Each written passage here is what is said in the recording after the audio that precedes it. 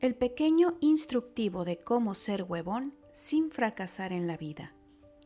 De Susan Cane y Olvera. Introducción. He vivido en México durante casi 30 años. He sido maestra de muchas generaciones de alumnos mexicanos y además soy madre de 4 hijos mexicanos. Todos ellos han contribuido en algo a este libro, tanto espiritual como verbalmente.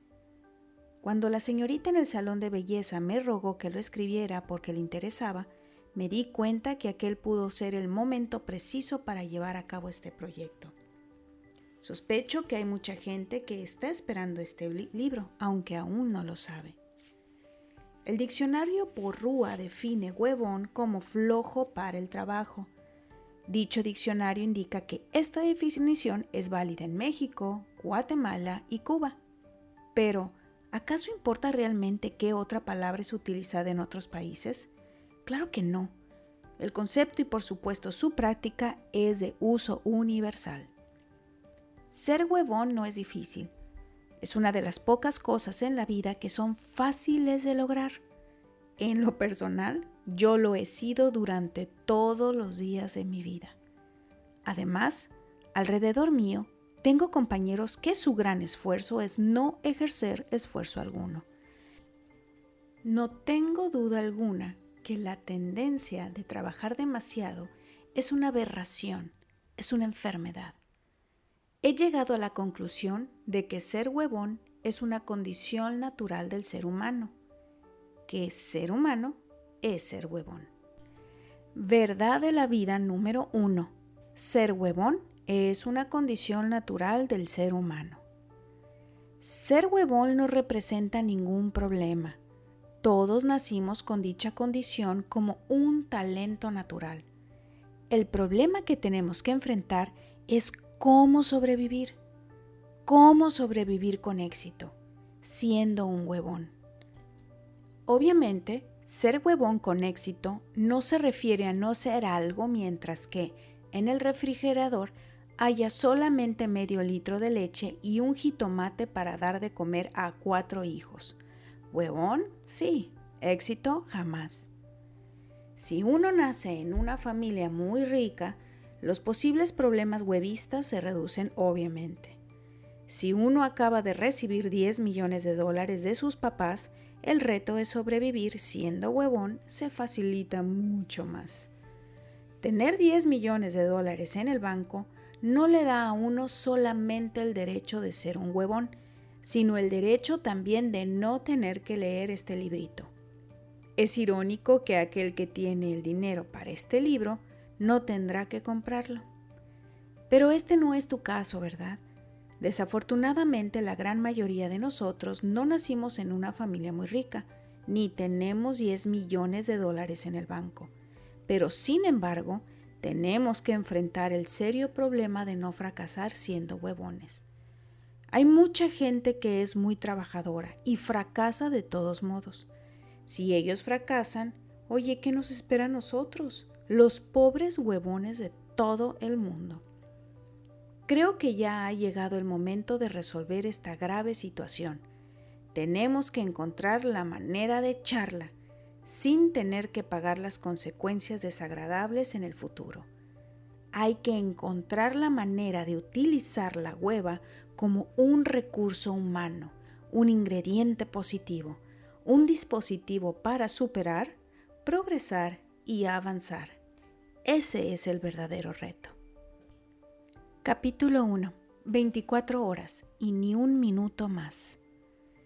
Se me hizo tarde, no me alcanzó el tiempo. ¿Cuántas veces lo has escuchado? ¿Cuántas veces lo has dicho?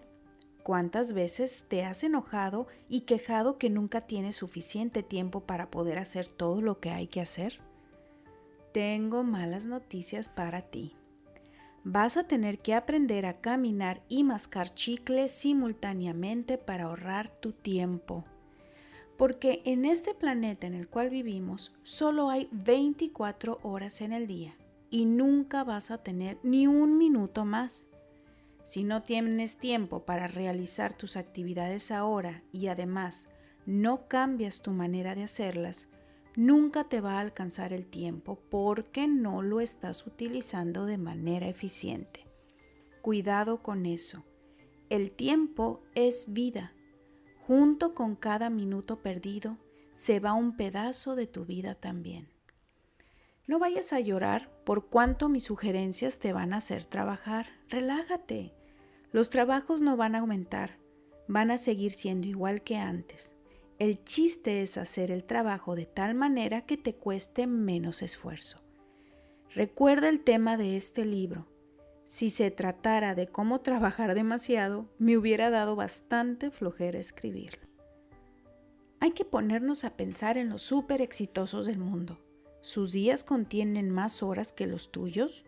No, ¿verdad? Si ellos pueden lograr algo con el mismo tiempo, por supuesto que tú puedes lograrlo también. Ahora, ¿te quejas de que vas a tener que trabajar? De eso no hay ninguna duda. Todos tenemos que trabajar, queramos o no, con o sin este manual. Lo que tienes que evitar es trabajar más de lo necesario. Si estás leyendo este libro, es fácil adivinar que esa es una de tus metas. Una de las grandes verdades de la vida es que todo se paga. Los trabajos se pagan igual como las cuentas. Se pagan ahora o ya después. En el caso de las cuentas, lo que uno carga a su tarjeta de crédito se paga después, pero por los intereses se paga más. Los intereses se acumulan y la cuenta sube. Verdad de la vida número 2. Todo en esta vida se paga. Seguro que ya has aprendido que todo sale más barato si pagas de contado.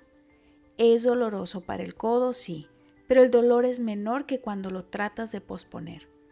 Con la cuenta pagada, ya no piensas en el dinero, ya no agonizas por cuándo la cuenta te va a llegar o por cuánto vas a tener que pagar después. Además, 2 y 3 meses después, no tienes que vivir con la angustia causada por esos intereses. Algo similar pasa con los trabajos. Trata de recordar algún trabajo que dejaste hasta el último momento. ¿Recuerdas cómo pasaste todo ese mes pensando en ese trabajo? Pensando en cómo lo ibas a tener que hacer aunque no tuvieras ganas de hacerlo. Pensando en cuánto tiempo te ibas a tomar para elaborarlo. Pensando en si lo ibas a terminar a tiempo. Y cuando empezaste a hacerlo 3 días antes de la fecha límite, ¿recuerdas esa angustia? ¿Recuerdas cómo no podías salir a hacer otra cosa durante esos 3 días? ¿O cómo no podías pensar en otra cosa? ¿Cómo tu novia o novio se hartaba de ti? ¿Recuerdas los dolores de estómago por el miedo de que no ibas a terminar a tiempo? Verdad de la vida número 3. Lo que ya hiciste, ya no lo tienes que hacer. ¿Cómo te descontaron 2 días de sueldo? ¿Acaso fue una verdadera felicidad eso? Pues no, ¿verdad? ¿Quieres otra experiencia igual? Hay otra manera de hacer las cosas. Imagínate que tienes un mes entero para completar un trabajo, 30 días, pero que es un trabajo que no requiere más de los 3 días. Tienes 2 opciones básicas para establecer un calendario de trabajo. La primera es agonizar durante 27 días pensando en el trabajo y finalmente ponerte a trabajar en ello durante los últimos 3. La segunda opción es hacerlo durante los primeros 3 días y después descansar durante los siguientes 27. Piensa en ¿cuál método le causaría menos daño a tu hígado? Haz de cuenta que no es en contra la ley hacer un trabajo durante los primeros 3 días del plazo, guardarlo en un cajón hasta la fecha de entrega y mientras pasar esos 27 días a gusto, ya que no tienes esa presión encima. Es un descanso en verdad pensar que ya lo hiciste, porque lo que ya hiciste es algo que ya no tienes que volver a hacer. Verdad de la vida número 3. Lo que ya hiciste, ya no lo tienes que hacer. Uno no puede ser un verdadero huevón mientras piense en los trabajos que todavía tiene encima. El chiste de ser huevón no es solamente no trabajar, sino tampoco tener que pensar en trabajar. El verdadero huevón no vive con una lista de pendientes. Ahora, ¿Qué tal si te echas ese trabajo como sea y ya? Eso puede ser una gran tentación. El trabajo lo haces de la manera más rápida, sin pensar en su calidad. Lo entregas y ya, pero ¿qué tal si te lo regresan para que lo hagas bien? ¿Cuánto tiempo te ahorraste? No mucho, ¿verdad? En realidad, te va a terminar costando el doble de tiempo. Eso nos lleva a la siguiente ley de la vida huevona. Hay que hacer bien las cosas la primera vez, desde el principio, para no tener que hacerlas una segunda vez. Verdad de la vida número 4. Hay que hacer bien las cosas la primera vez para no trabajar doble. Toma menos tiempo hacer algo bien que tener que hacerlo 2 veces. Pasa exactamente lo mismo que con los productos. ¿Recuerda los zapatos que te iban a costar 300 pesos, pero por codo te compraste otros en 100? ¿Recuerdas cómo se deshicieron en la lluvia? ¿Y cómo finalmente regresaste a la tienda a comprar los de 300? ¿Recuerdas que terminaste pagando 400 pesos en vez de 300? ¿Recuerdas cómo tu mamá siempre te decía que lo barato cuesta caro? Eso es una de las leyes de la vida. Siempre y con todo, con los productos y con los trabajos, con las cosas y con el tiempo. Verdad de la vida número 5. Igual como con los zapatos, en términos de tiempo, los trabajos baratos te cuestan caros. Si piensas que nada de eso importa porque todo el trabajo importante, igual como los inventos significantes del mundo, se hace en el llamado primer mundo, ponte a pensar otra vez. Casi todos nosotros aquí en México sufrimos la tendencia de pensar que los países industrializados producen más solamente porque tienen más ventaja. No hay manera de negar que la gente de los Estados Unidos y de Europa Occidental y también de Japón sí han logrado demasiado. Pero debemos tomar un momento para analizar el porqué. Con el clima que tuvimos antes en el Distrito Federal, ¿quién se hubiera tomado la molestia de inventar un sistema de calefacción o de aire acondicionado? Si los mexicanos no inventaron los sistemas de calefacción o de aire acondicionado, es posible que fue debido a una simple falta de necesidad. Es posible que las invenciones del hombre no sean por ser hombre, sino por la necesidad.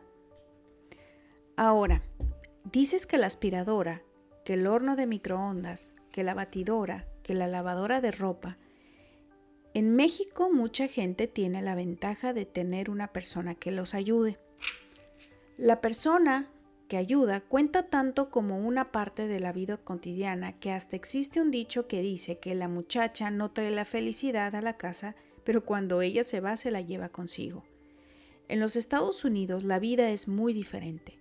La señora de Estados Unidos no tiene una persona que trabaje en la cocina, que barre el suelo, ni que lave la ropa en el lavadero de la azotea. Todos estos trabajos la señora estadounidense los tiene que hacer con sus propias manos, y es precisamente ese hecho el que explica las invenciones domésticas para simplificar los trabajos hogareños. En México, si el señor de la casa no provee una batidora o una aspiradora a la persona que ayuda para hacer la vida más fácil y más placentera a la señora mexicana, no le importa mucho la verdad, y el señor no sufre ninguna consecuencia.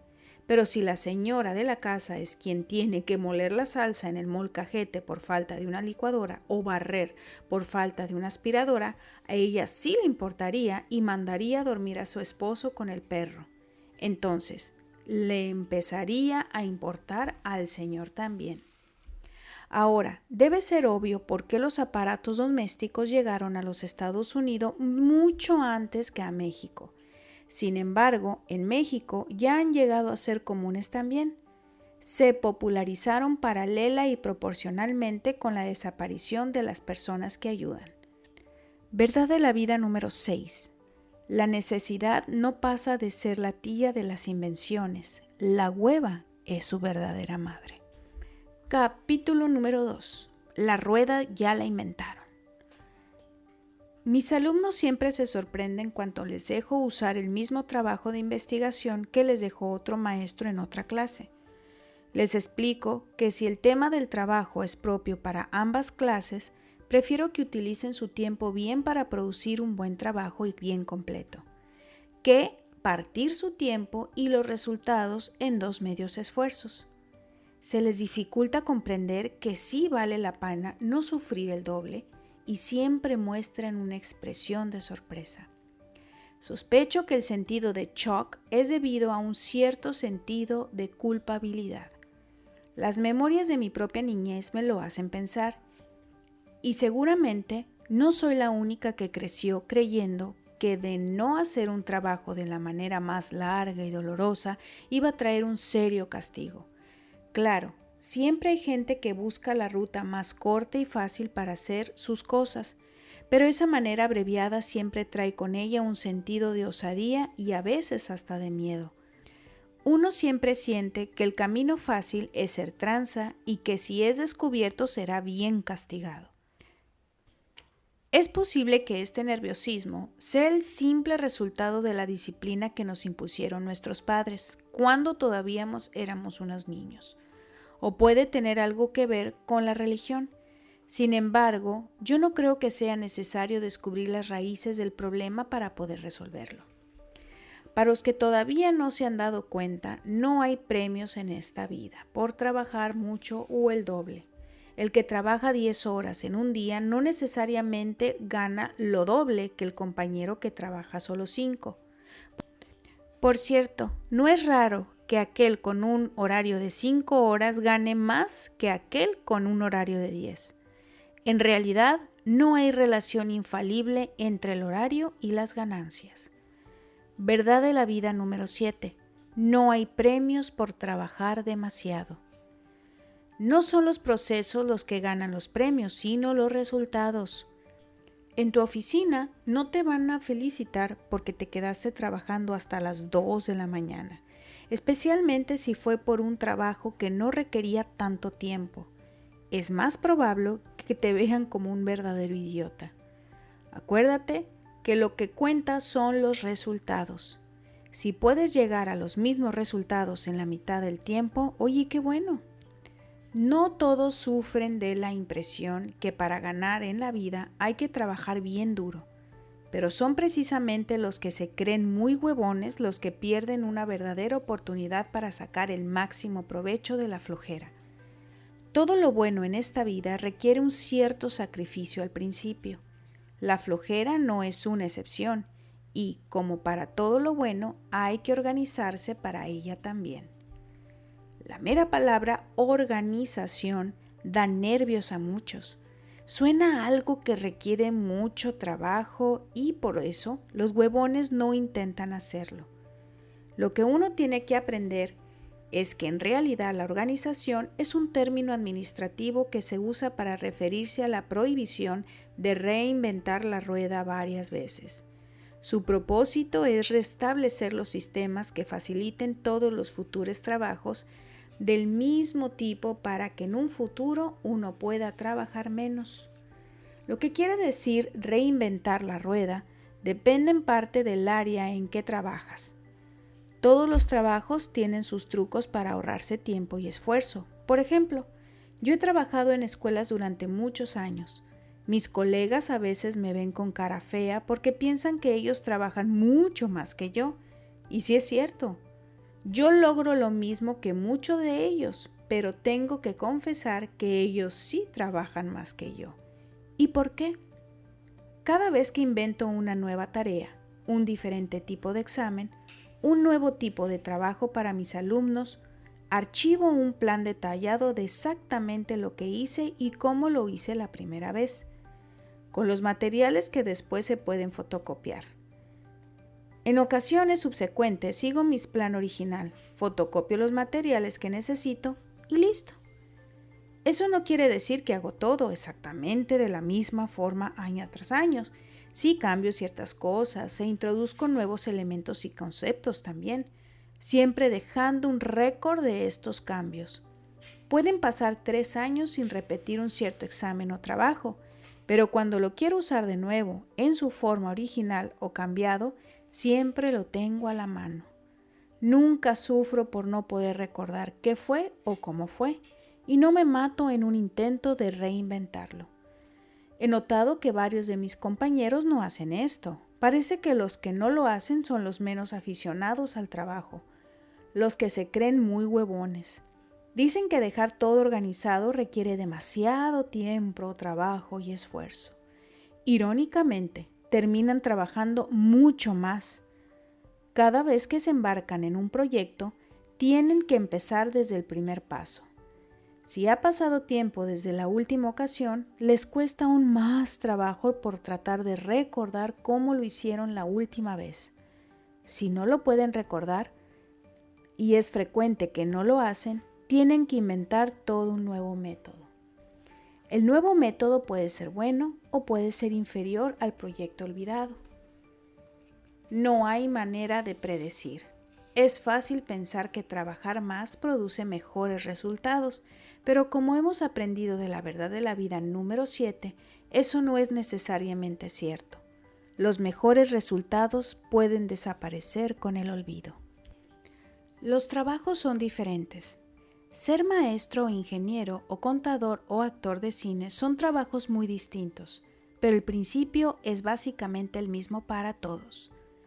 No existe un trabajo que no se puede aprovechar de un archivero y un buen bonche de folders. Las amas de casa eficientes lo hacen con sus recetas. Las archivan inmediatamente. Así como los administradores más eficientes de los negocios saben que el no archivar una buena idea luego puede resultar en la pérdida de la idea o por lo menos en la pérdida de tiempo. Entienden los peligros de pasarla de un lugar a otro. Saben que lo más seguro es nunca tocar un papel más de una vez. Las cocineras no tan eficientes desperdician su tiempo buscando las recetas perdidas. No encontrarlas puede resultar en comidas no tan sabrosas. Si organizarse facilita la vida del ama de casa, ¿no puede facilitar las vidas de los ingenieros y los contadores y los estudiantes también? Un gran peligro que debes evitar es sobreproteger los sistemas que has establecido porque tienes miedo de que alguien pueda aprovecharse de ellos y quitarte tu trabajo. Esta lógica sirve únicamente para los que no tienen planes de subir a puestos más atractivos. Los que tratan de proteger sus trabajos haciendo todo con sus propias manos pueden quedarse en el mismo puesto durante toda la vida. Hacer eso es pensar solamente en el presente y no ver hacia el futuro. El jefe más exitoso que yo he tenido fue un señor que delegaba casi todo el trabajo a otras personas. Entonces te preguntas, ¿cómo es posible que él fuera un éxito? Porque bien sabía quién tenía el talento para hacer el tipo de trabajo. A eso precisamente se debe el éxito en el mundo. Saber seleccionar a la gente apropiada para llevar a cabo el trabajo y también saber en quién confiar para los consejos. Es una de las grandes ironías de la vida. El que hace todo se queda en donde está. El que pasa un poco de su bulto a otros es el que recibe el premio. Mientras más haces, menos subes. Verdad de la vida número 8. Mientras más haces, menos logras. No parece justo, pero así es. Para tener éxito, hay que ser un verdadero huevón. Capítulo 3. Una nación de pasantes. La tesis. ¡Qué lástima! Has estado estudiando tu carrera en la universidad durante casi 5 años y ahora existe la posibilidad que nunca la termines, que nunca vas a recibir tu título, que vas a pasar toda tu vida como pasante. ¿Y solamente porque te falta la tesis? Más triste aún es que hay muchos como tú. Hay buenas noticias, hay esperanza, pero no debes esperar para aprovecharla. Si todavía estás estudiando, debes hacer planes para tu tesis con anticipación. Planear desde antes te puede ahorrar mucho tiempo después. Los huevones que fracasan jamás piensan en la tesis antes del último momento. Eso es un gran error. Si estás consciente de ella, podrás ahorrarte todo un trabajo. ¿No tener que hacer todo un trabajo? ¿Cómo? Durante nuestros estudios, en los cursos regulares, es decir, los cursos que no traten directamente con la tesis, todos tenemos que presentar trabajos, ¿verdad? Si recuerdas que la tesis seguirá en un futuro no muy lejano, la puedes empezar como un trabajo común y corriente y matar un pájaro y medio con un tiro. En el momento de la tesis, puedes tomar ese mismo trabajo y expanderlo. Por ejemplo, en mi caso previo a la tesis para la maestría, en un curso de las influencias extranjeras sobre la literatura norteamericana, presenté un trabajo que trataba de las influencias del Zen budismo sobre una sola novela del escritor norteamericano Jack Kerouac. Para la tesis, expandí el tema a las influencias del Zen budismo sobre todas las novelas autobiográficas del mismo autor. Una gran parte de la investigación ya la había hecho para el trabajo original. Pude terminar la tesis en 1 mes y medio, no por ser brillante, sino por huevona. Verdad de la vida número 9. Si la hueva creativa no va más lejos que la brillantez, por lo menos llega más rápido. No debes ver la tesis como una gran amenaza, ni como algo muy misterioso. Por debajo del misterio o del misticismo que han creado alrededor de la tesis, es solamente un trabajo común y corriente, igual a tantos que ya has hecho. Es un poco más largo, pero nada más. Recuerda que si algún día escribes un libro significante, nadie va a ver tu tesis. Y si nunca escribes un libro significante, nadie va a ver tu tesis. Entonces, ¿para qué te mortificas? Verdad de la vida número 10. A nadie le importa tu tesis. Una recomendación muy importante para facilitar tu tesis tiene que ver con la selección de tu asesor. A estas alturas de tu carrera, conoces a los profesores en ella, personalmente o ya sea por reputación, pero ya sabes qué puedes esperar de ellos en términos de qué tan duros, o qué tan fáciles, o qué tan abiertos, o qué tan cerrados pueden llegar a ser. Puedes ser muy aventurado al escoger un profesor muy duro y exigente, pero ¿cómo para qué? No te van a regalar ni más puntos, ni más dinero, ni una comida en París por ser un masoquista. Además, un profesor no tiene que ser inhumanamente exigente para ser bueno. Lo que cuenta es su inteligencia y sus conocimientos. Ser o no ser exigente tiene más que ver con el estilo de una persona, no con su substancia. Hay gente tonta que exige mucho y genios que son muy liberales. Tienes que aprender a distinguir. También es importante que tu asesor de tesis te caiga bien. Vas a tener que trabajar con él. Si lo odias, tu trabajo será desagradable y parecerá muy difícil. Además, si no te cae bien, es muy posible que el sentimiento sea mutuo. Es difícil satisfacer a alguien que no te puede ver. Si todavía sientes pavor por tus trabajos normales que te toman demasiado tiempo, a lo mejor lo estás haciendo mal. Irónicamente, el gran error de muchos es que trabajan demasiado. Se embarcan en un tema demasiado amplio y obviamente toma más tiempo y frecuentemente con resultados desilusionantes. Jamás olvidaré el trabajo que me enseñó esa lección. Escogí el estoicismo romano como un tema. Y con 50 libros y artículos en mi bibliografía, trabajé durante 3 meses en él. Por todo ese esfuerzo, saqué una calificación de 7 y el comentario sarcástico del profesor. ¿Nada más? Verdad de la vida número 11. A veces trabajar demasiado es hasta castigado. No importa si se trata de un trabajo común y corriente o la misma tesis. Los principios son los mismos. No hay manera de describir bien en 20 o aún 100 páginas lo que requiere 5,000. Hay que trabajar con temas reducidos. Temas como la Segunda Guerra Mundial o el imperialismo simplemente no van a funcionar. Hay que limitarlos a sus temas tal como los efectos de la asistencia militar norteamericana a los soviéticos en los resultados de la Segunda Guerra Mundial. Este tipo de temas sí puede tener éxito. No es difícil inventar este tipo de temas, solamente tienes que hacer una pregunta sobre el área en que estás trabajando. También ayuda si se trata de algo que de veras quieres saber. A la larga, debido a tu interés, es más probable que los conocimientos se te queden en la cabeza y eso te hará una persona más interesante. A la corta, todo el proceso será menos doloroso y el factor huevón será reducido. Ya que tengas un tema con el que puedas trabajar bien, hay que empezar tu investigación, pero siempre recordando varios tips para ahorrar el mayor tiempo posible. El primero de ellos es aprender a leer más rapidito, ya que los profesores se impresionan por las bibliografías largas. ¿Has pensado en un curso de lectura veloz? Te ayudaría a lograr mucho más en menos tiempo. Poder leer más rápido te dará más tiempo para irte de parranda o echar la hueva. Pero leer no es lo único que uno tiene que hacer para realizar un trabajo de investigación. También hay que tomar apuntes y redactar el trabajo final. El primer paso es formular una bibliografía provisional. Provisional porque hasta el último momento de tu trabajo le puedes quitar y agregar fuentes de información y no importa su orden alfabético. Apunta cada libro y artículo con la ficha bibliográfica completa y correcta. Directamente en la computadora, las máquinas de escribir no tienen lugar en la vida del huevón, ¿eh? Para no tener que hacerlo de nuevo después.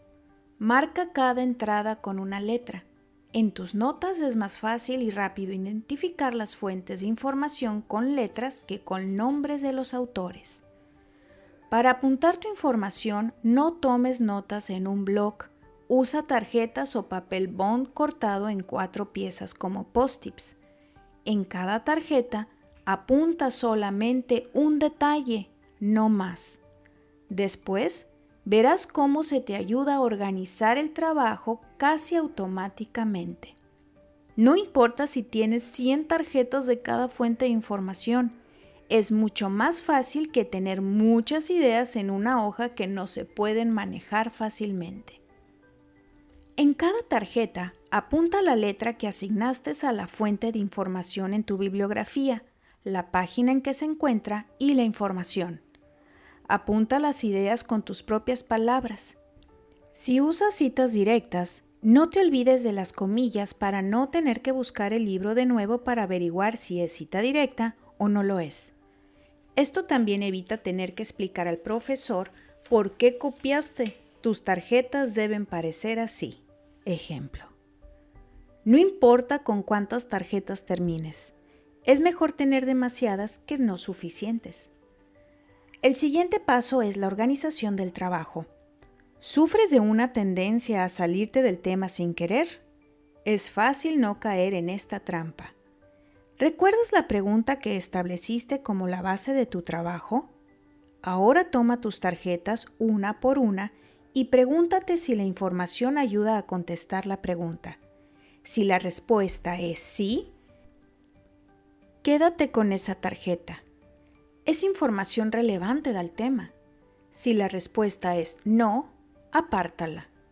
Lo más probable es que va a terminar en la basura. Ya que has leído tanto sobre tu tema, sabes más o menos el orden que quieres presentar los resultados. Pon todas tus tarjetas sobre la mesa y distribúyelas en grupos coherentes según el subtema. Dentro de cada subtema, arregla las ideas con el orden que te parezca más lógico. Un mapa de la ruta de ideas que quieres seguir te puede ayudar. Con tus tarjetas juntas a la computadora, puedes escribir directamente de ellas redactando espontáneamente. Después de cada pieza de información que requiere cita, entre paréntesis, indica la letra y número de página de la fuente de información. Cuando termines de redactar el trabajo, revísalo. A la vez, con lápiz rojo, asigna números a las citas. Cuando escribas el trabajo en limpio, sustituye los números por las letras y los números de página.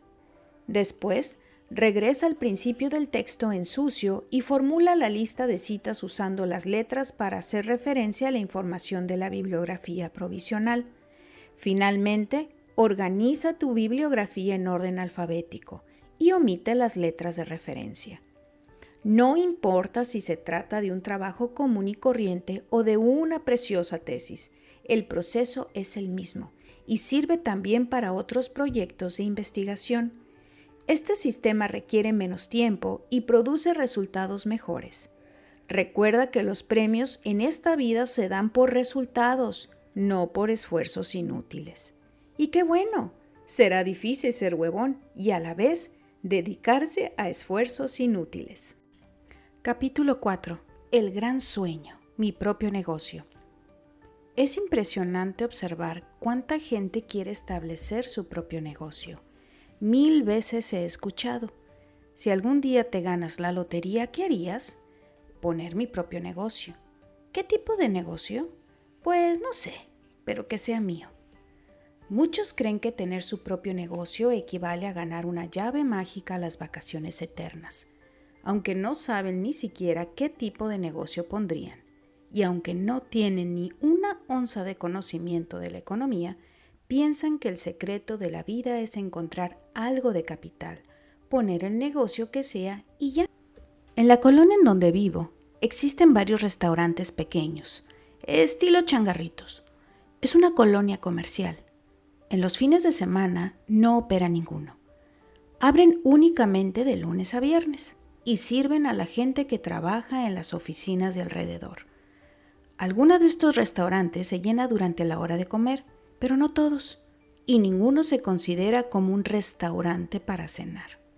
Ya para las 5 de la tarde, todos pisos están lavados y todos los establecimientos cierran.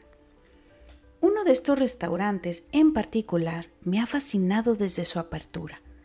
Desde el primer día en que anunciaron que el local se iba a convertir en un restaurante, lo observaba preguntándome cómo un lugar tan pequeñito iba a ganar dinero donde solamente cabían 7 mesas. Desde un principio me pareció un poco aventurado por parte del dueño, y el tamaño del lugar no fue todo. Los muebles y el equipo obviamente eran bastante caros. Me puse a pensar en cómo el dueño iba a recuperar su inversión. No me tomó mucho tiempo en llegar a la conclusión de que nunca la iba a recuperar. Tiene que competir con los otros restaurantes y no puede cobrar lo que él quiera. En el precio que la competencia le permite, tiene que ser un reto para cubrir los gastos normales de operación. ¿Y la inversión del equipo y los muebles? Imposible. Dando de comer a solo 7 mesas, sería difícil dar de comer a su propia familia. A lo mejor el dueño ganaría más en una compañía que no fuera la suya. Verdad de la vida número 12. Muchos ganan más trabajando para otros que por su propia cuenta. Todo esto me recuerda a mi amiga, Bárbara, quien cayó en la misma trampa. Hace muchos años, Bárbara daba clases de inglés en la misma escuela en donde yo trabajaba. En esa época ganábamos alrededor de 6,000 pesos al mes. Ella se casó, pero seguía trabajando en la escuela mientras que su esposo sufría la gran ilusión de poner su negocio propio. Finalmente, él logró poner una zapatería, y aunque Bárbara no estaba muy contenta con tener que trabajar en una tienda de zapatos, renunció a su trabajo en la escuela para cuidar el negocio. Se agarraba la nariz y decía que oler los pies de gente extraña no era su gran sueño, pero se puso a calcular los dinerales que iba a ganar mientras que su esposo seguía trabajando en relaciones públicas para poder pagar la inversión de esa zapatería. Al poco tiempo, Bárbara se contagió con la ilusión de ser una gran empresaria. Su conversación llegó a tratar casi exclusivamente de los retos de ser negociante de zapatos. Hablaba de zapatos, comía zapatos, dormía con zapatos, respiraba zapatos. Sus vacaciones eran ir a Guanajuato a comprar zapatos. Los zapatos llegaron a ser el punto central de su vida. Los zapatos reemplazaron sus actividades sociales. Cuando sus amigas salían a comer, ella se tenía que quedar en la tienda. Cuando sus amigas se juntaban a tomar una copa después del trabajo, ella no podía acompañarlas porque, aunque la tienda ya estaba cerrada, ella tenía que hacer los inventarios. Sin embargo, a pesar de todo eso, parecía feliz. Aunque se quejaba de las pérdidas durante el primer año de operaciones, nunca perdió la confianza de que algún día la zapatería iba a dar ganancias. Después de un tiempo, muy emocionada, me habló para reportar que la tienda por fin había ganado un dinerito, que en ese mes la zapatería tuvo una ganancia de 3,000 pesos. Algo me sonaba raro. Después de unos minutos me di cuenta por qué. En la escuela, ella había estado ganando 6,000 pesos al mes. Ese dinero se llamó sueldo, no ganancia, pero valía 6,000 pesos de todos modos. Verdad de la vida número 13. Las ganancias no valen más que los sueldos. Pobre Bárbara estaba tan emocionada. Yo no quería destruir su ilusión, pero la verdad fue que no había ganado 3,000 pesos. Había perdido los 3,000 pesos. En la economía hay un concepto que se llama los costos implícitos. Todos sabemos, si uno no cubre sus costos en un negocio, no tiene ganancia. También sabemos que los costos incluyen la renta del local, los sueldos de los empleados y el valor de los insumos.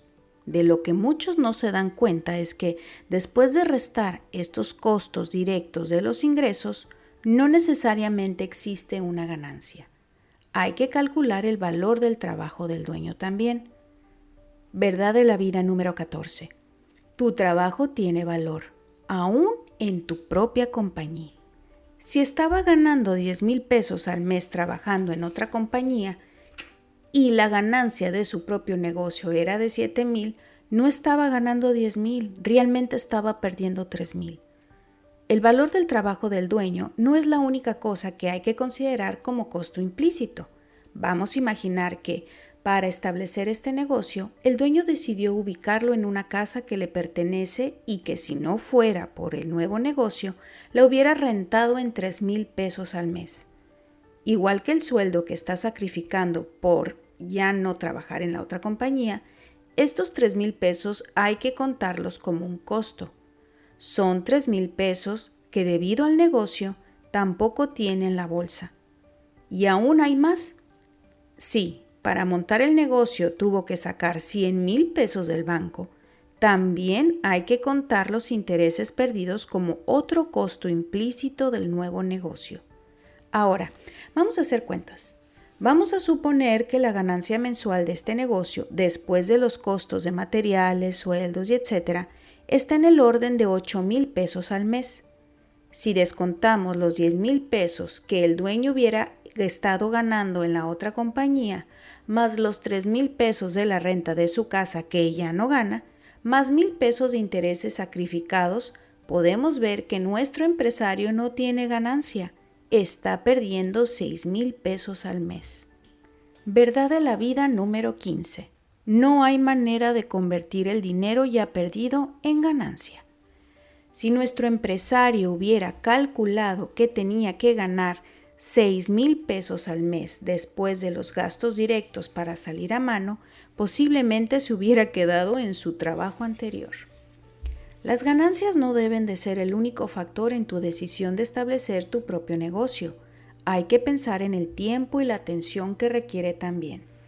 Es fácil pensar que los empresarios solamente cobran sus millones cada vez que van de visita a su oficina y que pasan la mayor parte de su vida en el club de golf. Hay algunos que lo tratan de hacer, pero generalmente no tardan en descubrir que por más tiempo que pasen en la negligencia de sus negocios, menos y menos dinero existe por cobrar. Un negocio es como un niño. Hay que cuidarlo para que no se enferme y para que no se convierta en un delincuente. Los empleados tienen una gran ventaja. Algunos llevan trabajo a casa, pero la mayoría piensan en el trabajo únicamente durante sus horas en la oficina. No pasan las noches y los fines de semana agonizando por los problemas de su compañía. En cambio, los empresarios sí lo hacen. Con cada problema que pueda resultar en una pérdida de clientes, existe la posibilidad de pasar la noche sin dormir. Con cada problema que pueda resultar en una baja de ingresos, existe la posibilidad que la presión sanguínea suba. El empresario piensa en su negocio durante las 24 horas del día. Lo come, lo duerme, lo respira. ¿Así quieres pasar tu vida? Pero no te espantes.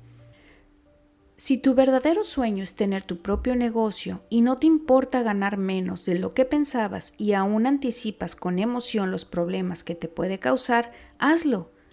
Todo el mundo debe trabajar en lo que quiere, no solamente para ganar dinero. Sería ideal, pero es rara la vez que ocurre. Hay excepciones, como los pintores y los poetas, pero pocas son las excepciones. Si estás leyendo este libro, sospecho que no eras una de ellas. Si tu meta es ser huevón sin fracasar en la vida, es obvio que estás más del lado de poner tu propio negocio que de ser pintor o poeta. Pero antes de hacerlo, debes pensar si te dejaría tiempo para ser huevón o si te haría fracasar. Capítulo 5. Una mujer necesita un hombre como... La estadística puede ser interesante. Cuando uno lee entre los números y nota lo que quiere decir en realidad, puede ser fascinante. Por ejemplo, todos saben que la duración de la vida de las mujeres es más larga que la de los hombres. Aquí no hay nada nuevo. Pero ¿sabías que los hombres casados duran más años que los hombres solteros, mientras que las mujeres casadas mueren varios años antes que las solteras? Algo aquí huele mal, ¿verdad? No soy tan feminista para negar la posibilidad de que la buena relación entre el hombre y la mujer sí existe, y sería lindo si todas las relaciones hombre-mujer fueran buenas. Desafortunadamente, la cruel realidad es que no siempre es así. Es por eso que Gloria Steinem declaró que una manera segura de que la mujer pueda lograr estar sola es casándose. Es la sociedad quien obliga a la mujer a tener pareja. Casi todo el mundo piensa que aquella que no está acompañada por un hombre tiene algo malo. La mujer que opta por trabajar en su carrera en vez de contraer matrimonio es vista como abnormal. La mujer soltera que prefiere leer o ver la televisión el viernes o el sábado en vez de cenar con un señor es considerada como una verdadera loca. Verdad de la vida número 16. La sociedad dicta la vida social de la mujer soltera. A la sociedad no le importa si el señor dominará la conversación con su trabajo, sus problemas y su juego de golf. A la sociedad no le importa si él está en condiciones de edad para pasar toda la noche feliz platicando de su presión arterial y sus estreñimientos.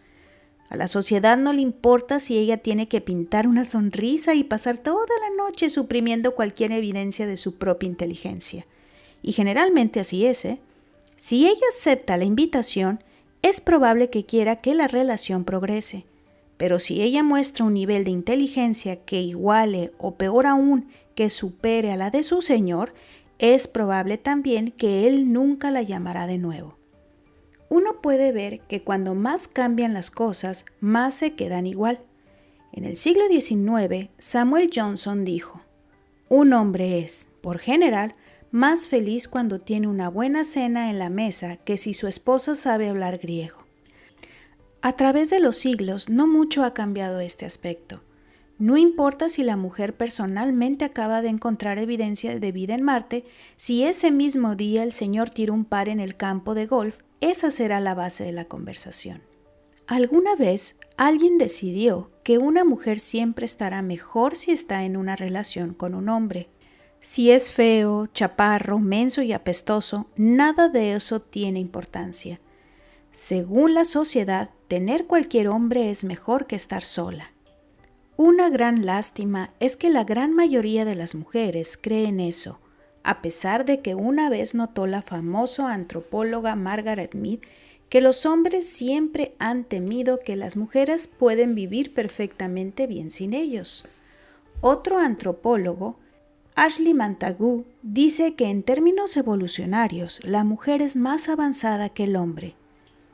Es triste ver que pocas mujeres se dan cuenta de esto y que consecuentemente regalan su tiempo y su energía, pedazos de la vida, en la lucha de ser aceptadas por seres quienes son frecuentemente inferiores a ellas.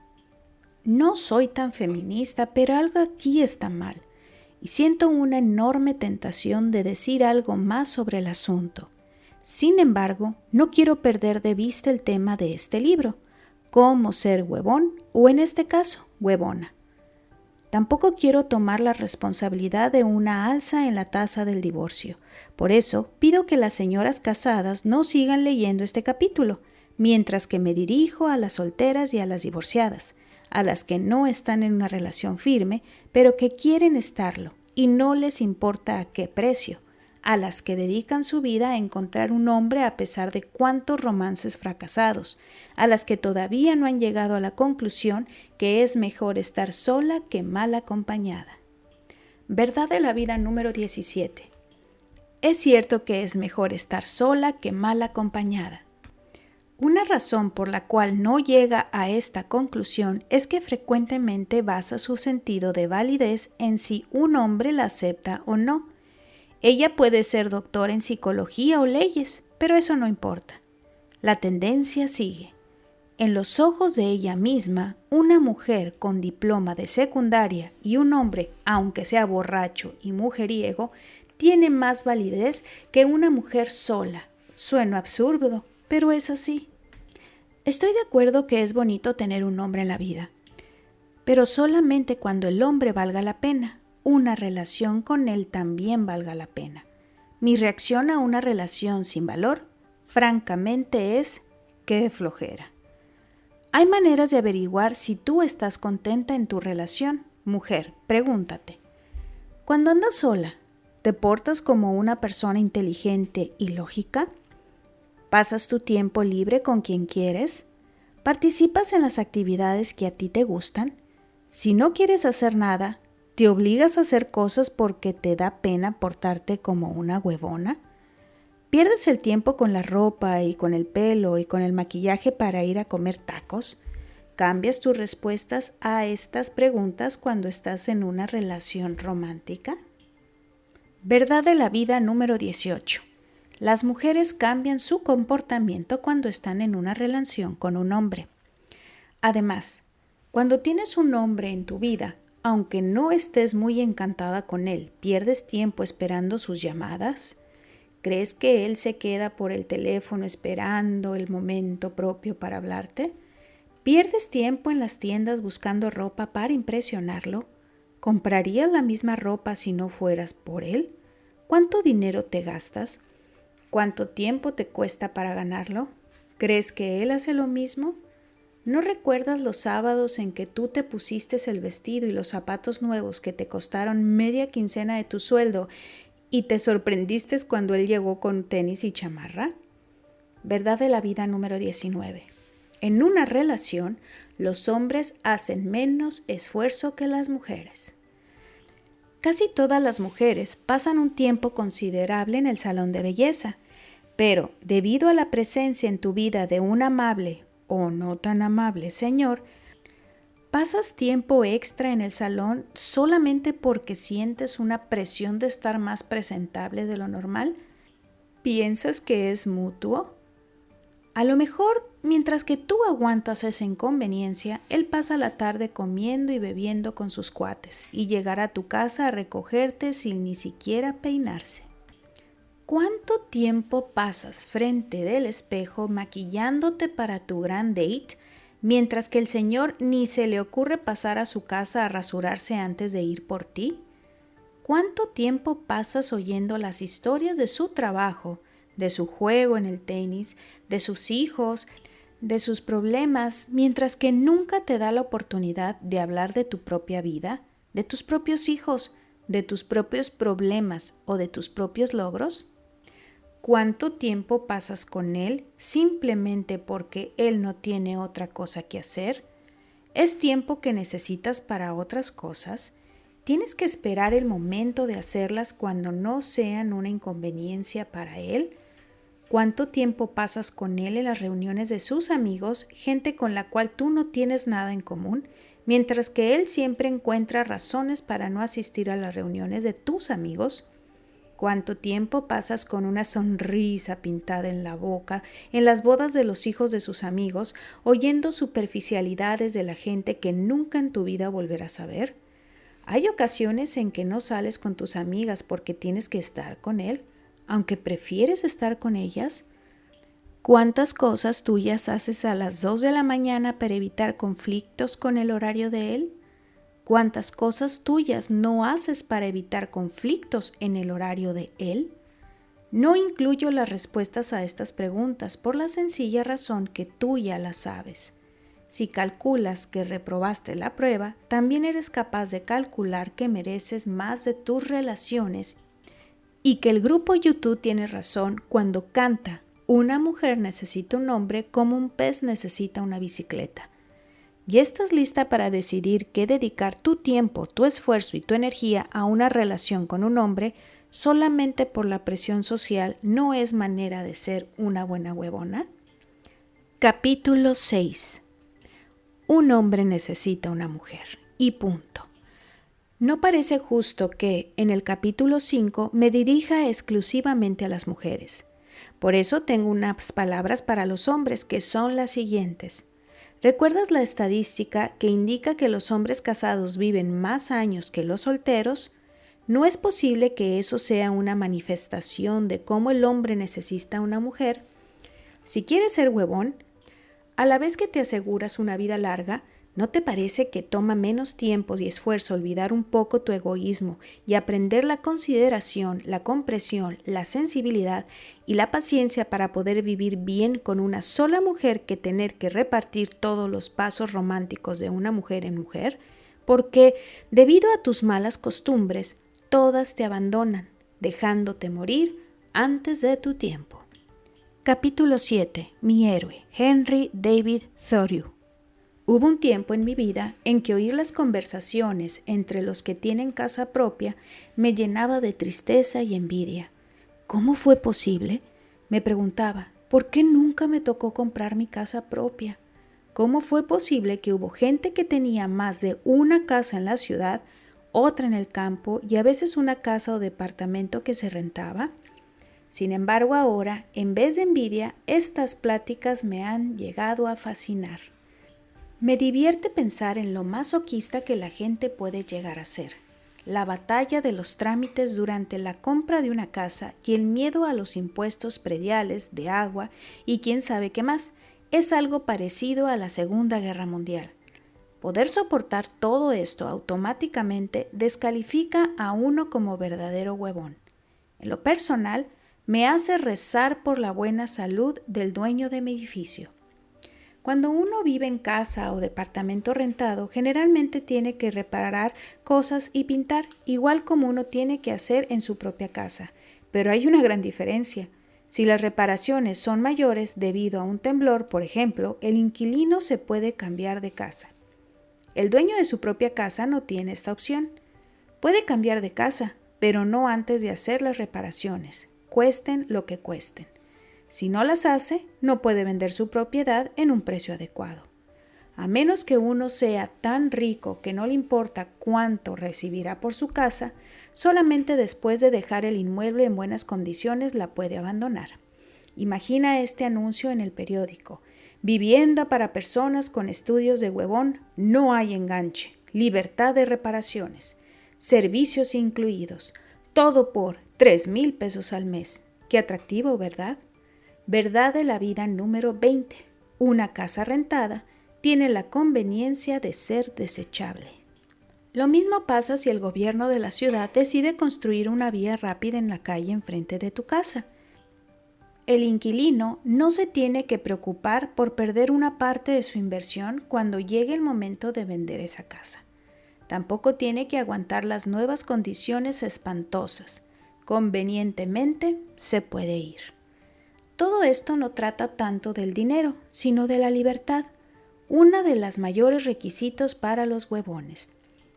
Cuando yo estudiaba en la universidad, nunca se me ocurrió que mi héroe, Henry David Thoreau, pudo ser un huevón, pero ahora pensándolo bien, a lo mejor sí lo era. Henry era un escritor norteamericano del siglo XIX.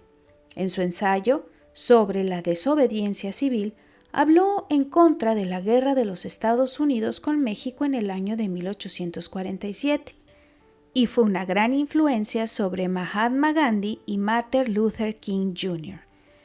Su obra maestra, a la cual refiero aquí en estas páginas, fue Walden. titulado así por un lago donde Thoriu fue a vivir un buen rato para poder investigar el significado verdadero de la vida. Hace poco, después de quererlo hacer durante muchos años, fui a visitar aquel lago. Las vibraciones de Thoriu están todavía presentes. Debido a la época, Thoriu no habló de departamentos en condominio, sino de las granjas. Sin embargo, uno de los temas presentes en su libro es tan válida para nosotros hoy en día, que para nuestros antepasados en entonces. ¿Qué valor existe en ser dueño de los terrenos o de los bienes raíces o de las cosas? La gente de la época de Thoriu tenía la misma tendencia de caer en las mismas trampas materialistas como nosotros ahora. Thoriu entendía que el deseo de ser poseedor tenía que ver con el materialismo, pero no pudo comprender el porqué del materialismo. Si hubiera vivido en nuestros tiempos, hubiera sido el primer comprador de la playera que dice: aquel que muere con los demás juguetes aún muere. ¿Eres dueño del terreno o el terreno es dueño de ti? Thoriu se preguntaba. Por no pensar en estos términos, mucha gente pierde su libertad y la posibilidad de echarla en la búsqueda de bienes. Ganar bienes cuesta tiempo. Ganar bienes cuesta trabajo. Ganar bienes cuesta libertad. Verdad de la vida número 21. No podemos tener todo en esta vida. Hay que escoger entre opciones. Siempre recuerdo una familia que tenía casa de campo en Valle de Bravo. Una vez planearon ir una semana a San Antonio y casi lo lograron, pero les venció un aguacero. Cuando un aguacero cancela tu vuelo, esperas un rato y te vas en otro más tarde. En este caso no fue el vuelo. El aguacero tumbó la azotea de su casa de campo y tuvieron que pasar toda la semana de sus vacaciones supervisando la reparación. No solamente costó dinero, sino el tiempo y la libertad de hacer otras cosas. ¿Consideremos a estos amigos de Valle de Bravo como dueños de su casa o la casa como dueña de ellos? Irónicamente, la compraron pensando precisamente que hubiera sido un buen lugar para practicar el arte de ser huevón. Verdad de la vida número 22. Lo que no posees no te puede poseer. La paz y la tranquilidad son elementos de mayor importancia para el verdadero huevón. Su estado mental es primordial. Uno no puede gozar de ser huevón mientras que se siente preocupado o resentido. Si se preocupa por las reparaciones o si se resiente por siempre tener que ir al mismo lugar porque el dinero ya está invertido ir a otro lugar representa un gasto doble, entonces no hay una manera de lograr y gozar de ser un huevón en esa casa de campo. Hay gente que llega al punto de ya no aguantar el ir a la casa de campo y le empieza a dejar caer en pedazos. Yo recuerdo una familia con casa en Cuernavaca que llegó a este punto. Después de 3 o 4 años, toda la familia se cansó de ir siempre al mismo lugar. Aunque todos los hijos tenían sus propios coches, ninguno de ellos volvió a ir. Verdad de la vida número 23. Las cosas pierden su valor, más las queremos cuando menos las tenemos.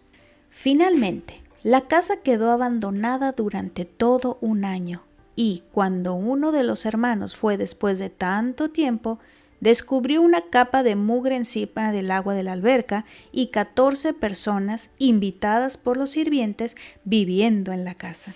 No por nada alguien tuvo la buena idea de inventar los hoteles. No son solamente las casas y los bienes raíces que evitan que uno llegue a ser huevón. Cualquier cosa que nos pertenece nos quita un poco de nuestra libertad y hace más difícil el camino a la vida del huevón, porque cada cosa trae un conjunto de responsabilidades correspondientes. No hablo en contra de la responsabilidad, sino solamente en contra de las responsabilidades inútiles. Por ejemplo, ¿compraste tu carro especialmente para llegar a tu trabajo? ¿Te has dado cuenta que andas en un círculo vicioso porque ahora tienes que seguir trabajando para pagar el carro? Aparte de eso, ¿cuánto tiempo pierdes en la búsqueda de un lugar para estacionarlo? ¿Cuánto tiempo pierdes en dejarlo en el taller y después para recogerlo? ¿Cuánto tiempo pierdes en trabajar para poder pagar el taller? Recuerdo una noche en que salí a tomar una copa con una amiga. Ella insistió en llevar su carro. Al final terminamos la noche esperando 20 minutos en el estacionamiento para recibirlo. En un taxi hubiéramos llegado a casa más rápido y curiosamente nos hubiera costado menos que el estacionamiento. Claro, para poder vivir sin este tipo de molestias, uno tiene que vivir en un lugar lógico. ¿Qué hubiera dicho Thoreau a los que trabajan a 2 horas de donde viven? Para ser huevón hay que observar ciertas reglas sencillas. Hay que vivir cerca de donde trabajas. Hay que encontrar todo lo que necesitas cercano también: supermercado, salón de belleza, médico y dentista. No hay que perder tiempo en lo innecesario. Hay que evitar la acumulación de cosas materiales que requieren una pérdida de tiempo en su mantenimiento. Las cosas materiales no tienen nada de malo, siempre y cuando signifiquen algo para ti, no para la sociedad. Hay que evitar involucrarse en los símbolos huecos y superficiales del estatus social que cuestan dinero y tiempo. Te quitan tu sentido de paz y tranquilidad y posiblemente algo aún más significante: a ti mismo. Los que se identifican por sus bienes caminan sobre el hielo delgado. Si los pierden, también pierden su autoestima, llegando a sentir que no valen nada. Verdad de la vida número 24. Puedes perder lo que tienes, pero puedes no perder lo que eres. Thoreau dijo que las masas viven sus vidas en un estado de desesperación silenciosa. Mucha de esa desesperación surge de la preocupación con los símbolos del estatus social. No hay que vivir en un estado de desesperación silenciosa. Hay que gritar un poco en contra de lo inútil, porque los huevones preocupados y nerviosos no existen. Capítulo 8. Buenas noticias para tu hígado. Hace unos meses, mi hijo tuvo un problema con un profesor y no hubo nada que yo pudiera hacer para resolverlo. Mi hijo está en la universidad y ahí no hay lugar para las mamás metiches. Eso yo lo sabía perfectamente bien, igual como sabía que el control de la situación estaba en las manos del profesor. Sin embargo, sufrí por la frustración de no poder hacer algo y no dormí bien durante varios días. Creo que ya aprendí mi lección y tú también la debes de aprender. Hay cosas en la vida que uno no puede controlar. El esfuerzo de tratar de controlarlas cuesta demasiado trabajo. Es trabajo que toma la forma de la preocupación, pero de todos modos te cansa aunque no sea trabajo físico. Los médicos ahora están comprobando que lo mental y lo emocional nos puede enfermar y hasta matar. ¿Para qué lo haces? ¿No que estás leyendo este libro precisamente porque buscas maneras de evitar el trabajo y el cansancio que se produce? Tal vez parezca tonto decir todo esto, pero hay poca gente que lo entiende y aún menos que lo cree. Son tipos comunes y todos los conocemos. Muchos somos nosotros mismos. Son los que se pasan sus días preocupándose por la guerra nuclear y por los temblores y por las bajas en las bolsas de valores del mundo. Si me preocupo lo suficiente, ¿llegaré a controlar estos fenómenos? Claro que no. Lo único que lograré es cansarme por el trabajo que esta preocupación representa. Deshacerme el hígado es otra posibilidad. Esta no es manera de ser huevón. Verdad de la vida número 25. No puedes controlar lo incontrolable. La forma en que la gente trata de controlar lo incontrolable cambia de un país a otro y de una cultura a otra. Pero ahora, con la globalización de las economías y los mercados y las influencias culturales, tenemos que evitar caer en las trampas que no nos pertenecen. Los norteamericanos, por ejemplo, al contrario de los mexicanos, no respetan el papel de la muerte y tratan de controlar la mortalidad a través de la maquinaria médica hasta un punto ilógico. Se quejan por los costos de los seguros de gastos médicos, pero no entienden que tratar de salvar lo insalvable cuesta demasiado dinero. Muchos no entienden que no tiene caso trasplantarle el corazón a una persona de 70 años. Esta manera de pensar no es problema para los mexicanos ahora, pero con las influencias culturales que nos están llegando, algún día puede llegar a ser. Otra manera en que los norteamericanos tratan de controlar el futuro es a través de la planeación de la jubilación del trabajo. Muchos empiezan a hacer sus planes desde su primer trabajo, a una temprana edad como por ejemplo a los 27 años. Muchos ya piensan en qué van a hacer cuando cumplan los 65 años. No solamente piensan en eso, sino también en dónde van a vivir, a dónde van a viajar y cómo lo van a financiar. Aunque nada de ello vaya a pasar hasta dentro de unos 30 o 40 años. Esta gente no comprende que sus planes se pueden interrumpir. Recuerde una serie de conversaciones entre dos maestros norteamericanos. Ninguno tenía más de 30 años, pero los dos contaban día tras día cuánto iban a recibir de su fondo de pensiones por vejez. Sumaban esa cantidad con los pagos de sus pólizas de seguro e inversiones que ya tenían o que pensaban tener en el futuro. Ya sabían casi al centavo cuánto dinero iban a tener disponible al momento de su jubilación. Más de 30 años al futuro. Lo irónico es que planear para ser huevones al futuro representaba un trabajo que los descalificaba como huevones en el presente. Las influencias extranjeras que nos llegan algún día pueden llevar a los mexicanos a caer en la misma trampa. Es importante planear para el futuro, pero ¿hasta qué grado y a qué precio? Siempre recuerdo a mi papá quien planeaba para su futuro a lo gringo.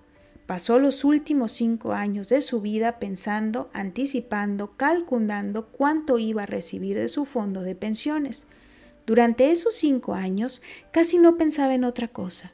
Posponía casi todo para después de su jubilación, para cuando tuviera el tiempo de gozar la vida.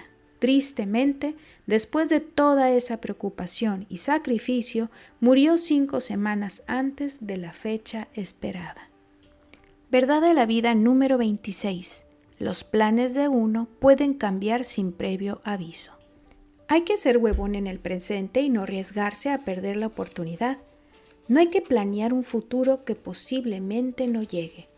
Mucha gente también trata de controlar el futuro a través de las inversiones. Si tú eres uno de ellos, cuando invertiste en la bolsa, ¿pensabas que ser inversionista te iba a permitir retirarte de la vida pública y ser un huevón? ¿Fue cierto? ¿O ahora vives en una montaña rusa de alzas y bajas del mercado? Si es así, te descalificaste como un huevón, porque ahora pasas la vida en un estado de preocupación y nerviosismo constante. Acuérdate que vivir con preocupaciones y nerviosismo equivale a trabajar demasiado. Los huevones nunca trabajan demasiado. Tenía una amiga que compró una casa nueva y en vez de vender su departamento en que había vivido, decidió rentarlo. En el momento parecía una buena manera de ganar un ingreso adicional sin trabajar, pero a fin de cuentas no salió muy bien. Los inquilinos no pagaron la renta y ella tuvo que expulsarlos. Lo logró hacer, pero el proceso le tomó más de 3 años. Aparte, estos inquilinos dejaron el inmueble hecho pedazos y ella tuvo que cambiar varias puertas rotas, componer los hoyos en el suelo y comprar toda una cocina nueva. Toda la operación le costó tiempo, dinero y coraje. El coraje es otro elemento eliminatorio en el proceso calificador de los huevones. No todas las experiencias son cuentos de horror. Puede ser que ganes suficiente dinero de tus inversiones para poder dejar una buena parte de la ganancia a tu hijo en tu testamento, pero eso no es necesariamente bueno. Verdad de la vida número 27. Las herencias tienen la tendencia de hacer débil a la gente. Dejando una fortuna a tu hijo puede garantizarle una vida de huevonería, pero por otro lado le puede causar el fracaso en la vida. Y por último, llegamos a la conclusión. Verdad de la vida número 28. Los huevones no redactan conclusiones inútiles, mucho menos las leen.